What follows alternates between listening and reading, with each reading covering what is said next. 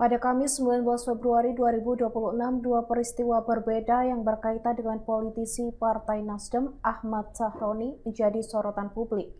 Di hari yang sama ketika ia resmi kembali aktif sebagai anggota DPR RI, Majelis Hakim Pengadilan Negeri Jakarta Utara juga menjatuhkan vonis terhadap pelaku penjarahan rumah Ahmad Sahroni. Momentum tersebut menghadirkan kontras yang mencolok antara panggung kekuasaan dan ruang pengadilan. Sahroni ditetapkan kembali menjalankan tugasnya di parlemen setelah melalui proses di Mahkamah Kehormatan Dewan atau MKD. Tak berselang lama, kabar putusan hukuman terhadap pelaku penjarahan mencuat ke publik. Publik pun menyoroti ironinya dua peristiwa tersebut.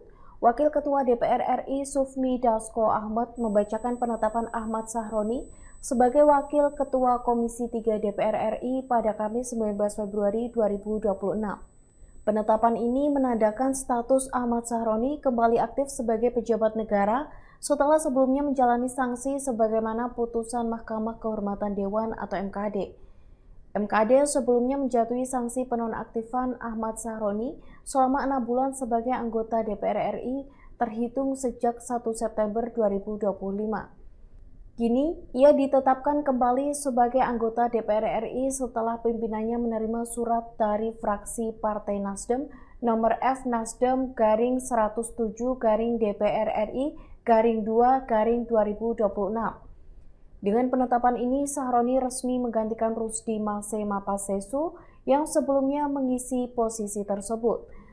Sementara itu, pada Kamis 19 Februari 2026, 9 pelaku penjarahan rumah Ahmad Sahroni mendengarkan vonis Pengadilan Negeri Jakarta.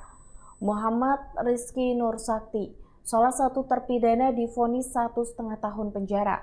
Suasana sempat diwarnai isak tangis setelah ibu kandung Muhammad Rizky Nursakti histeris. Ia tidak terima atas hukuman yang dijatuhkan terhadap anaknya. Pelaku pun ikut menangis melihat ibundanya meneteskan air mata.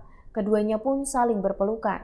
Bahkan, ibu dari Rizky sempat berteriak sambil mengatakan bahwa anaknya tidak menyakiti orang lain sehingga hukuman 1,5 tahun tersebut dianggap tidak adil dijatuhkan untuk Iki, nama panggilan Rizky dari sang ibu.